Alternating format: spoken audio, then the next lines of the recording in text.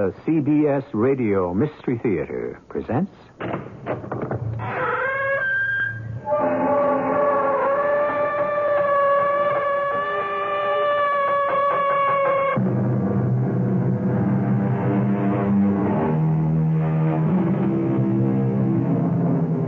Come in.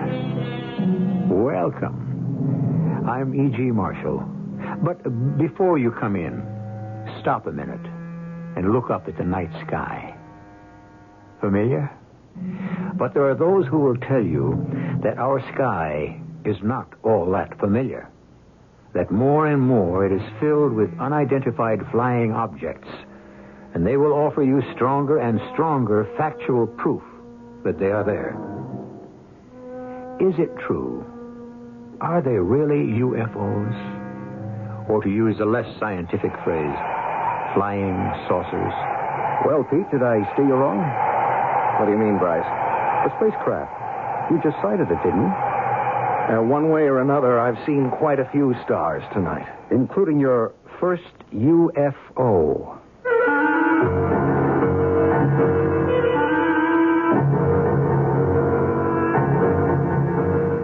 Our mystery drama, A Message from Space, was written especially for the Mystery Theater by Ian Martin and stars Tony Roberts. It is sponsored in part by Buick Motor Division. I'll be back shortly with Act One. Buick has some good news for procrastinators.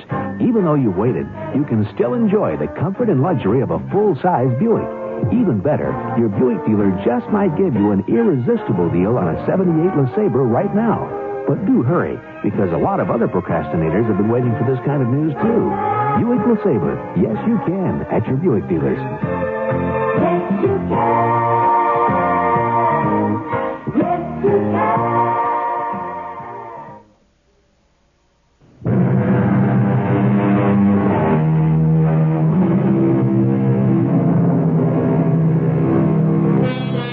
The term flying saucer was first used by a Texas farmer who saw one over his ranch in 1878. That's right, 100 years ago. For this information, I'm indebted to Arthur Shuttlewood, one of the foremost authorities in the world on UFOs.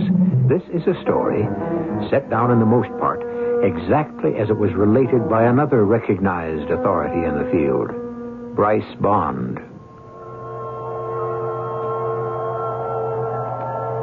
Of course, you must decide for yourself. The mystery, which ended in Warminster, England, began in the office of the features editor of one of America's largest newspapers. It's open. Come on in. You wanted to see me, Prez? Come in. Come on in. Close the door. And don't call me Prez. Do I have to be that formal and call you Mr. Riley? I am your nephew. Well, you can call me by my initials like everyone else does. Well, I do. RX, prescription. Translation, Prez. All right. Anyway, you're not my real nephew, except once removed. You can't wriggle out of it, Uncle. They still grumble around the paper about nepotism because you had me promoted to your department. I grabbed you off Hard News because you're a better feature writer. Now, I've got an assignment for you. Shoot. You ever hear of a place called Warminster, England? No, it doesn't spring to mind. That's in Wiltshire. It's one of the most ancient historical areas in Britain. Sitting right in the middle of burial mounds. They're called barrows. Some of them date back 45,000 years. Oh, it's a cozy little spot. Has it got any other claim to fame? Well, in this quiet little backwater country within the last 15 years, there have been hundreds of peculiar phenomena. Something cited, not by hysterics or nuts, reputable people, head postmaster, clerics, hospital matron, flyers, engineers, so on, you know. They all bear witness to their existence, to say nothing of many photographs which have been subjected to rigid spectrographic tests and others. Yeah, to their existence. To what existence? The objects that have been sighted. UFOs. Flying saucers again? Visitors from outer space? Oh, you gotta be kidding. You don't believe in them? Of course not. Good. That's exactly why I want you to go to Warminster. Oh, wait a minute, RX. Look, I'm no scientist. What am I supposed to do? Take pictures? No. I want a series of articles for the magazine section. You know, color stuff. Lay it on as thick as you like. Debunk the whole crazy business. Well, that's okay by me. How do I go about it? Well, I'll give you some contacts. The rest you make by yourself. You have to get enough facts to prove the whole thing is nuts. It's duck soup.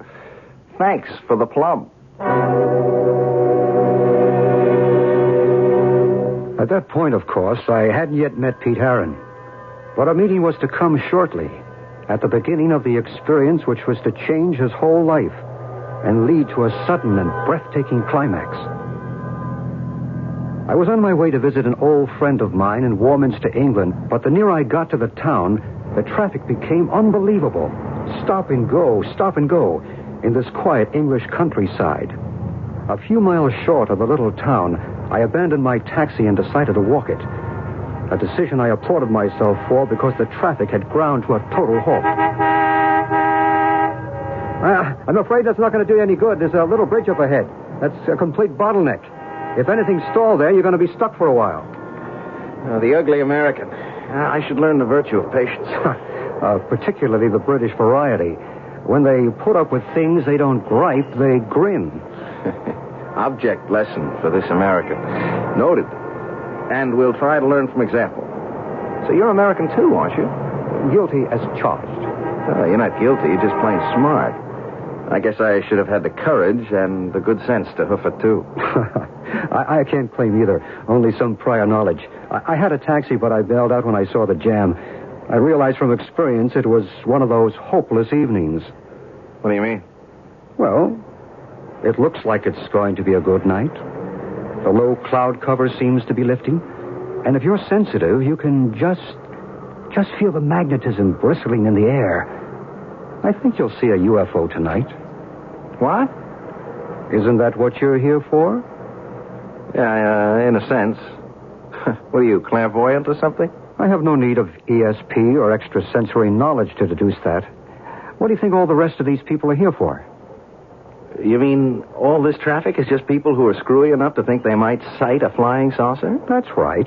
Oh, I don't mean they're screwy. Just that they expect a sighting. And probably will get their wish. Who are you? Oh, excuse me. I didn't mean to be rude. I'm Pete Heron. I'm Bryce Bond. Well, I'm a newspaper man. Yes, I know. Hey, you made my day. I mean, I always hope somebody reads my articles, but I never expect them to remember the byline. What do you do, Mr. Bond? Let's just say for the moment that I'm in communications, too. Radio and other media. You're here to do an article or a series on UFOs. Yeah, that's right. That what brings you here? In part. I have been here before. Well, then clue me in. You ever see any action? Oh, yes. Many times. Oh, you mean you actually believe you saw something from outer space around here? I didn't say where they were from. Just that I've seen them. And so I'm sure have a good many of these other folks in the traffic tied up here. Oh, come on. Look, what kind of people fall for this malarkey? People just like us. You're staying at the inn when you get to Warminster. Yes. You? Yes. Listen, you seem tuned in on this whole deal. Could we have dinner together? Or, on me, of course. I mean, on the paper. Oh, we'll have dinner together, but I'll pay my own freight. Oh, why? It's a justifiable expense. Well, I really have to move on. I have an appointment to keep. Can I say something? I don't know, maybe it's out of line, but... Well, say whatever thing you want. Well, you know, you're kind of an oddball, aren't you? I mean, look, just thinking back, things you said, they weren't questions. They were more statements, and I don't know. Like my byline. You haven't really read any of my stuff, have you? No. Well, then, how do you know so much about me? Why I'm here, and all that? Right where you are, you're sitting in an electrical matrix of energy beyond belief, or most human conception. You'd be surprised to know how much knowledge and communication can be carried on its waves. Well, meet you at 6:30 in the common room at the inn. If you ever get out of the traffic jam.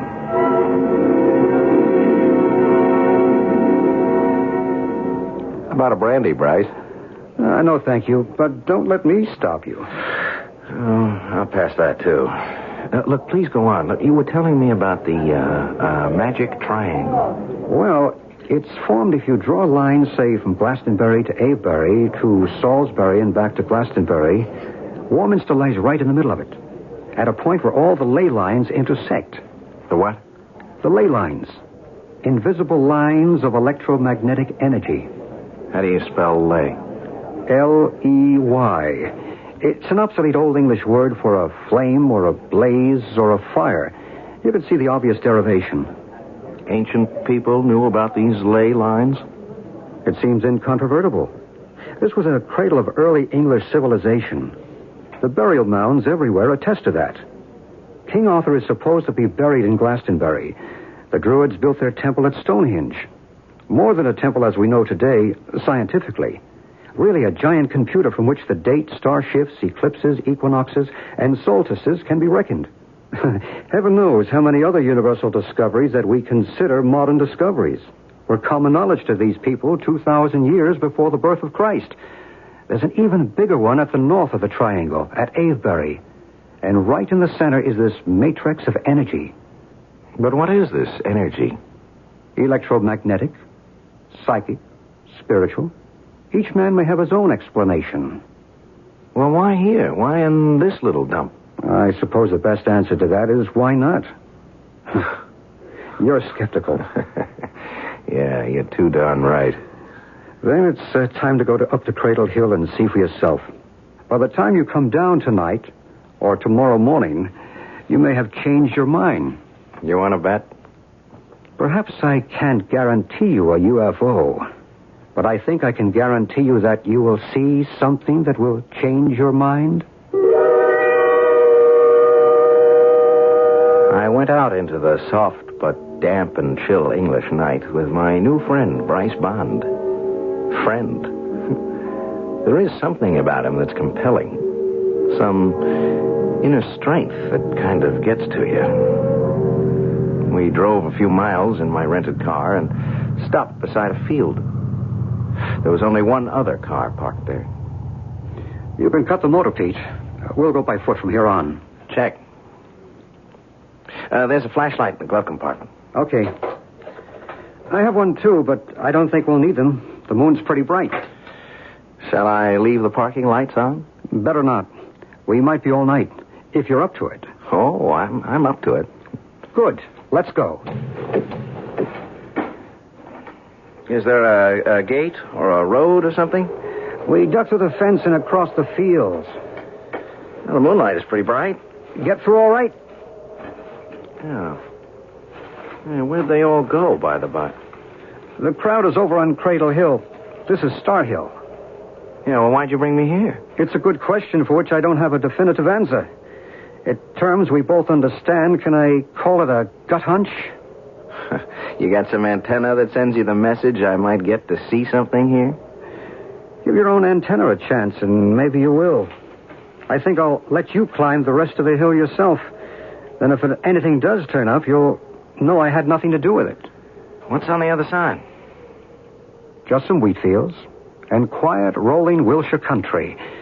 Plus whatever else you might see. You're on your own. The moonlight was bright, of course, but with that soft brightness that leaves everything just a little uncertain in outline. It was as if Bryce had walked away into water. One minute I saw him, and the next he was gone as the night swallowed him up. I walked on up toward the top of the hill with the corona of moonlight outlining it, and as I came over the top, I witnessed something which in all my dreams I could never have imagined. Now, what do you suppose Pete Heron, success-oriented, skeptical, but otherwise completely normal and totally adjusted to life as we live it, saw on the other side of that hill? Well, you're an intelligent listener, and you have probably gone way ahead of me since we have been building to this moment. But don't be too sure. There is something unexpected beyond the supernatural, at least for Pete Heron. I shall return shortly with Act 2.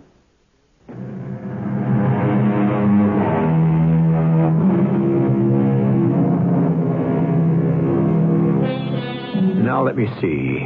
Where were we? Oh, of course. Just coming over the brow of Star Hill in the moonlight, magically diffused through the damp, cool, early spring English weather, a healthy young skeptic, Pete Heron, sent by his newspaper to write a series of feature articles on the appearance of UFOs, seems about to meet the ultimate test, face to face. So, let's meet it with him. As I came over the brow of the hill, I'd been looking beyond to some gently rolling wheat fields, fading away out of the bright forelight to murky moon shadows. But in the middle of this dreamy landscape, below me and to the right, a strange thing was happening to the swaying waist-high wheat. Something like a giant fan spinning counterclockwise was laying a mirror image on the wheat below, which was blown back flat to the ground, trembling as if some whirling saucer from outer space was settling to a landing. And then it was there, circular, perhaps 50 feet across. Light slits like portholes shimmering till the craft, or whatever it was, stopped spinning and came to rest. And suddenly it was glowing so brightly I had to shield my eyes and turn away. And when I turned back and opened them, there was still rings of overexposure exploding in front of my eyes. And the craft was gone. But something else was there. Hello? Hello. Did you see it? What? The spacecraft. What would you like to call it? The UFO?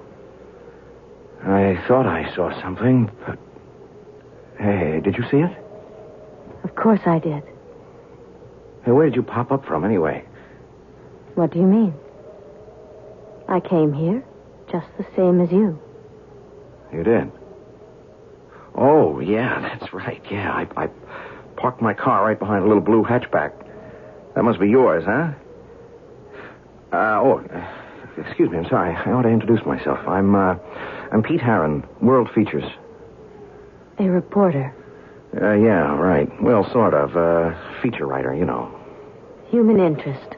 Color stories. Tongue-in-cheek. Or exposés. Debunking the bunkum. Yeah, something like that. You must be in the business, too, huh? Yes. You could call me a reporter. My name is Maru. Uh-huh. Who are you with? I don't think you'd ever heard of my outfit. Aren't you missing the real story? What? The thing. It was so bright, I couldn't look at it anymore. But Hey, it's gone. You mean you can't see it anymore? Yeah, if I ever did see it. I mean, self-hypnosis, induced delusion. You sure you saw it? Oh, yes. What did it look like to you? Just like all the others. All the others, huh? Oh, you mean you've seen spacecraft before, huh? Oh, yes. How many? I haven't bothered to keep a record. Too many to count, I should think. Here? Around here. And other places. What other places? Why should I tell you? You wouldn't believe me. Hey, wait a minute. Don't go. Why not? There's nothing more for me here tonight. There won't be any more. How do you know? I know. If you really want to write a good story for your feature editor, you'd better do a little more legwork. What do you mean? Go down and examine the field more carefully. Aren't you going down there, too? No. You see, I don't have to be convinced. You're the one who has to be educated. Hey, wait a minute. Don't go away sore. I'm not sore, but I have to leave. Well, I'll go with you. I prefer to be alone.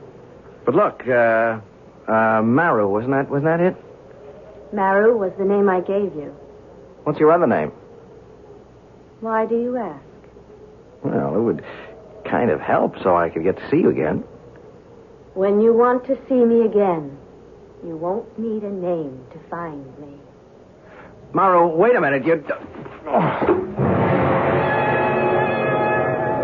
I had started after Maru, but a root or a rock ledge tripped me, and I fell headlong. I suppose I must have hit my head on something and been out for a while, because when I became conscious again, the moon had climbed to its zenith in the sky. I scrambled to my feet. There was enough light to see all the way down the hill to my car. It was still there, but the other car, the little blue hatchback, was gone. I turned back to where the illusion of the UFO had been and saw someone down in that wheat field silently surveying it. In the moon brightness, I could see it was Bryce Bond. So I went down to join him. Well, did I steer you wrong? What do you mean? The spacecraft. You sighted it, didn't you? Well, one way or another, I've seen quite a few stars tonight. Including your first UFO. No, that was just some sort of a hallucination. You still don't believe? Even with the evidence right here in front of you? What evidence? We're standing on the perimeter of a field of delicate wheat. From anywhere around the edge of it to the center, there is not one mark of passage. The wheat stands unbroken. But the center of it is one of a deep impression, where the wheat churned flat in a counterclockwise direction. The earth is scorched beneath it. If something didn't land there, how do you account for it? Oh, a sudden squall, when the wind... In an English summer? Even so, the edges would have been affected, too. Don't you believe the evidence of your own eyes? I don't know. I mean, did you see the girl I was talking to? What girl? Well, she suddenly showed up on top of the hill there. She said her name was Maru. I don't know anybody by that name. It does sound like a phony, doesn't it? It's just as phony as all the rest. Is that the way you really feel, Pete? Now, look, I'm sorry, Bryce. I don't mean to be a dog in the manger. It's just that I feel like one. Hey, I took a fall up there. Gave my head a whack. Oh, let's have a look. You feel dizzy? No. Just, I don't know, a little woozy, I guess. We'd better get you back to the car and home to bed. Hey, look, I wouldn't kid you. I could use some shut-eye. I think I still have jet lag. I should have waited another day before I started out on my scientific explorations. You mightn't have been so lucky another night. Lucky? Yes. Whether you want to admit it or not, you did have some visions. I'm afraid in my book that's just what they were. My timing got out of sync. Maybe everything I saw was after I fell and hit my head. Including the girl? What did she look like? Oh, man, what a dream. Great violet eyes, skin like mother of pearl, long, dark hair, and she smelled like a mixture of roses and lily of the valley. Yeah, something like that. Like a summer garden. You have been fortunate. Well, yeah. At least I dream in Technicolor. You refuse to count your blessings. If that girl were for real, I might. I'll look for her tomorrow, but I don't even know her second name or what town she lives in. She was out of this world. Hasn't it occurred to you that is exactly what she must have been? I was too beat, and my head ached too much to bother to reply or think about anything more. I let Bryce drive the car back to the inn, and I hit the sack.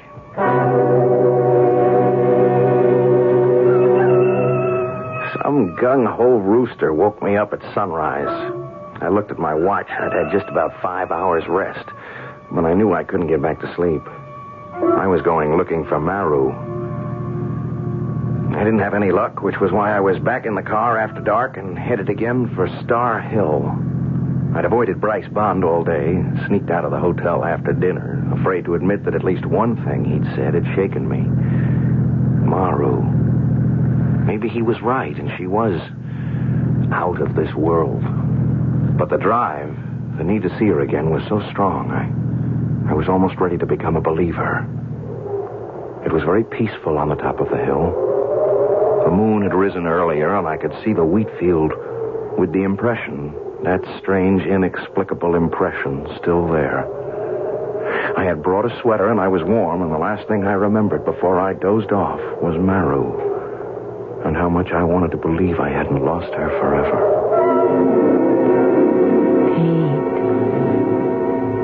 Pete. Oh. Maru, where did you come from? I told you. When you wanted to find me, you wouldn't need a name. I've been hunting for you all day. Everywhere. You must have been looking in the wrong places. Well, at last I found the right one. Where two worlds meet. What does that mean? Just what it says. A point in time where the lines cross. What lines? Force, energy, communication. Maru, are you for real? I'm just as real as you. But you're not a reporter. Oh, yes. I've already written my account. That's where I've been today. What about you? I haven't had time. You were more important. Why? I don't know. Yes, I do. It's crazy. It doesn't make any sense, but I guess I'm in love with you. It makes all kinds of sense, Pete. What? You mean... You can't mean that you love me? And of course I do. That's what it's all about. Oh, I think you're putting me on again. Oh, no. I have to go now. No, wait. Where? There. The UFO. It's in the depression in the wheat field. But where did it come from? It's been there all the time. If you only looked hard enough. You see, the portal is open.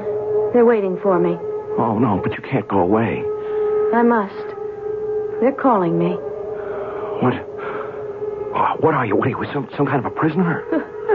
Oh, of course not. Yeah, but who are they? What are they?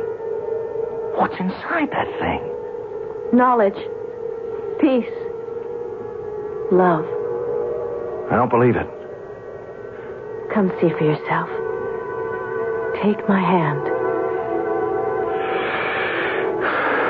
I can't. I'm afraid.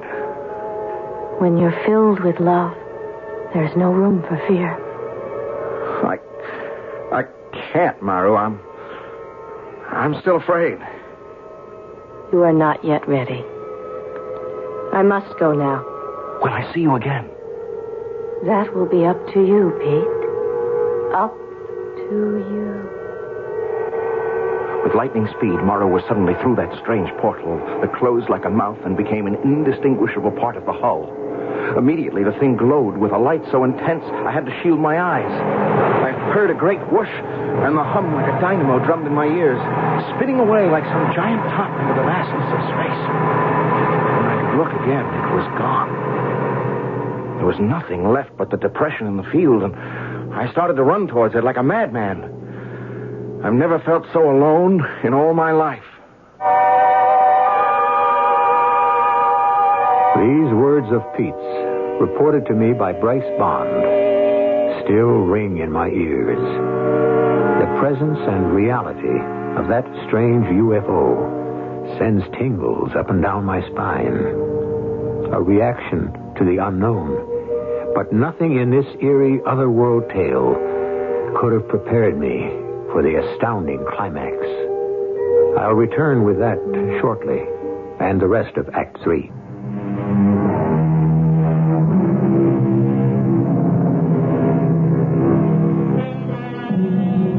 An Englishman named Arthur Shuttlewood, in his book, Key to the New Age, has said, "One must see one of these amazing phenomena to believe it, and there is no such thing as an expert in matters ufological. Individual experience is the key to all the answers." Well, now, I've never seen one, and I'm sure most of you haven't either, so we certainly can't qualify as experts. The only person I know who even comes near it is Bryce Bond. So, let's turn this account back to him. I was concerned about young Pete Herron after that knock on the head. He had remained incommunicado all day, and I was busy myself. So when I returned to the inn and found he had gone out after dark, I suspected where he had left for. So I borrowed a car to drive out to Star Hill. I came over the brow of the hill by full moonlight to see Pete rush suddenly from the edge of the wheat field to that curious depression, only to stop suddenly, his shoulders drooping, forlorn. Pete! Yeah? Oh, Bryce. How long you been here? I just arrived. You didn't see it. Are you F.O.? Yeah. No.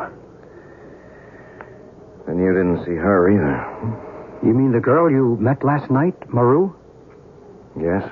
No, I didn't. I could have gone with her. Oh, what's the use? I didn't. I didn't have the guts. Come on, Pete, take it easy. How's the head? Solid bone, clean through. Why couldn't I have... Oh, you mean the bump last night? Oh, that's nothing. It's just a scrape. Sure you're all right? Yeah. I'm all right, except for... For what happened tonight? Yeah. You want to talk about it? Maybe I do. There's so much to sort out. Yeah, I do. But not here. I need a drink. Come on, I got a bottle in my room. Aren't you coming? Right with you. Yes, they've been here. I can feel the warmth. The electricity still pulsating in the air. And that smell. That glorious scent. Roses and lily of the valley. Yeah, that's her smell. It's the way they all smell, Pete. Come on, let's go talk.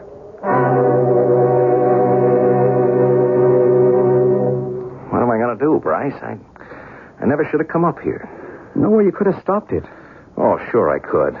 Sure, RX is a tough man to cross, but he's not wholly unreasonable. I didn't mean because of your uncle. Oh, now have a heart. I mean, you're not going to tell me it was my karma or my fate or something, are you? Look, pick your own word. It all adds up to the same thing. Look, Bryce, I can't believe any of this mumbo-jumbo. Come on, it's against everything I've ever been taught, I've ever learned, I've ever believed in for myself. Then what are you so upset about? Hang it, Bryce, I have been through a wild set of hallucinations or nightmares. Sure, I'm shook. Why? If that's all they were, just write them off. How can I do that? I'm beginning to think I've gone around the bend. That I'm a nut. Then what do you think caused these hallucinations? I don't know. What are you going to write about in your article? You're going to poke fun at all us certifiable nuts who run around saying that we actually see just what you have? I tell you what I want to do. I want to put my tail between my legs and run. I would. If it weren't for her. Maybe that's why she was sent. Sent? To keep you from running. Obviously, they don't want you to. Well, why would they care about me? Hasn't it occurred to you that you may have been chosen? The only person I want to choose me is Maru. I don't care about them. Who the devil are they, anyway? People like you and me, a higher order, of course. Yeah? Well, where do they come from? From another planet. From another point in time. Perhaps they are right here with us. Living in a world alongside ours. In a time continuum with us. But what do they want with us? To help us. To guide us. Why? I believe because they are extensions of us. Another evolvement in the pattern of life. Another step upwards on the road to peace and perfect resolution. Oh, not all this and reincarnation, too. Why not? Listen, I don't want to open that can of beans, huh? I have enough trouble swallowing the UFO business. Help me, Bryce. If I can. Well, all right, tell me, why now? Okay, why at this point in time do they suddenly start showing up? Well, there are a lot of theories on that. I won't go into them because I don't believe it is only, as you say, at this point in time. What about Elijah's fiery chariot, or Moses' burning bush, or Ezekiel's wheel within a wheel? or even the Star of Bethlehem. We know that no star could come into our system without overturning the axial tilt of the Earth, even a comet. So why not a UFO? You have eventually to take it on faith. It's a matter of what you believe. Well, I don't know what I believe anymore. Then stay. Write your articles. Once you start to put your thoughts down in black and white, I think it'll all come clear. So I stayed. Nights, I waited on the hill, but nothing happened. Days, I wrote my articles. And 3 days after I sent off the first one, another visitor from another world contacted me. Pete? Are you Pete? Okay, RX, you don't have to try to shout all the way across the Atlantic. I can What's hear all this gibberish you mailed over here for the first article? I'm only reporting the facts, RX. What facts? Were you drunk or something? All this gobbledygook about seeing UFOs? Well, that's what you sent me over here to report on, RX. Well, you sound as if you believe this hogwash. I just reported what I saw. Well, you couldn't have seen what you said you did. There ain't any such thing as UFOs. There just ain't any such animal. And that girl business. Look, I didn't ask you for a comic strip. Violet eyes. Hooey. I want the truth on this story. If you don't believe that's what I'm reporting, maybe you better come over here and see for yourself. Well, I might just take you up on that. You just stay put at that end. I suppose I should have waited for the old boy, but I didn't know what plane he was coming in on, or even perhaps if he mightn't have changed his mind. Besides, when darkness came that night, wild horses couldn't have dragged me away from Star Hill, and the off chance that this might be the night for Maru's return. I left word at the inn where I'd gone, and Bryce was nice enough to say he'd keep an eye out for my uncle. I almost turned back at one point, but some inner voice drove me on. It was chilly and dark on Star Hill, and this night watch seemed interminable. Then, shortly after midnight, the air was suddenly warm and balmy, and the field below the hill was bathed in golden light, and the sound of it came. The strange portal in the spacecraft gaped open like a mouth, and from it, Maru came straight to me. We meet again, Pete. I thought you might never come. I hated to waste the time. What time? Till you believed. You believe now, don't you? Yes. Yes. Of course I believe. But I don't understand. You will. It will all be made clear to you. Shall we go? Where? To the craft. To meet the others. What do you feel? I don't know. The air is warm. You could bask in it. Sunbathe in it. I feel alive. Liberated. And yet at peace. Don't you understand? They're reaching out to you. Communicating. Telling you you are not alone in the universe. It's a message of love. Well, I don't need them. Only you, Maru. You're the one I love. We'll have each other, my darling. But don't you see that is not enough? It's got to reach out, that love, and wash over everyone else. Till we are all one, as we are in our world. Perfect love.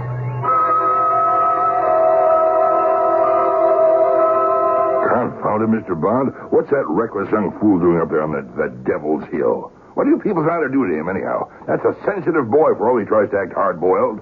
We, whoever we are, we're not trying to do anything to him. What's happening to him is within himself. Ah, don't give me that double talk. How do I get to this witches' carnival? If you like, I'll take you there myself. I don't like any of it, but I'll make the best of it. Well, what are we waiting for? The top of the hill wore a corona of light, which I thought was the rising moon, and never afterward could convince him was anything different. For as we breasted the rise, we saw totally different things. There he is. Pete! Pete! Stop! What's that young fool doing? He's walking to the middle of that wheat field by moonlight by himself. He's not by himself. Can't you see the girl with him? Oh, I may be old, but there's nothing the matter with my eyes. There's no girl. He's alone. Where does he think he's going? To the spacecraft that's waiting. The door is open for What are them. you talking about? What spacecraft? You out of your mind? That's an empty field. Don't be too sure. Watch. What I saw was Pete and Maru, hand in hand as they walked to that shining ship, outlined in the aura of golden light as they stepped through the portal. And suddenly... Good Lord. He disappeared. Like that, into thin air. Not into thin air, Mr. Riley. Listen. Listen to what? I don't hear anything. I suppose not. But then you didn't see either. Well, there's nothing to see. An empty field and Pete just vanished. What kind of a trick is this? No trick, sir. He just chose to go with a girl and love. Chose and was chosen. There was no girl. He was alone. Oh, no, Mr. Riley. He will never be alone again.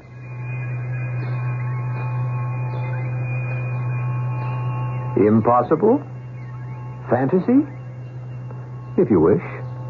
But within this same triangle, in a town named Shepton Mallet, with snow everywhere on the ground, a man once walked off his front porch and disappeared from the face of the earth, without, incidentally, leaving a single footprint.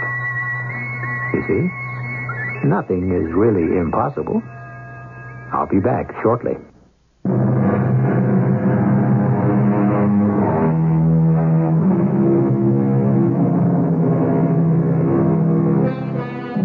If it's a nice night tonight, wherever you are, or if not this one, the first one, when you can see the stars, step outside and look up.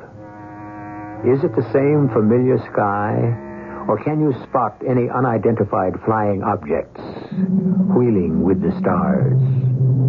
Perhaps you can't. But remember, you have many fellow human beings who think they can, and who are sure we are not alone. Our cast included Tony Roberts, Bryce Bond, Jana Rowland, and Joe Silver. The entire production was under the direction of Hyman Brown. And now, a preview of our next tale. Something about his appearance may have buried itself in your subconscious, and now it's been released into your dreams. Doc, he scares me. Why should a man like this scare you? Because he's going to kill me. Now, how can you say that? I know exactly where he's going to do it, when he's going to do it, and how he's going to do it. How can you be so sure? Because I already seen him do it. Every night for a week, I've been having the exact same dream, just me and him.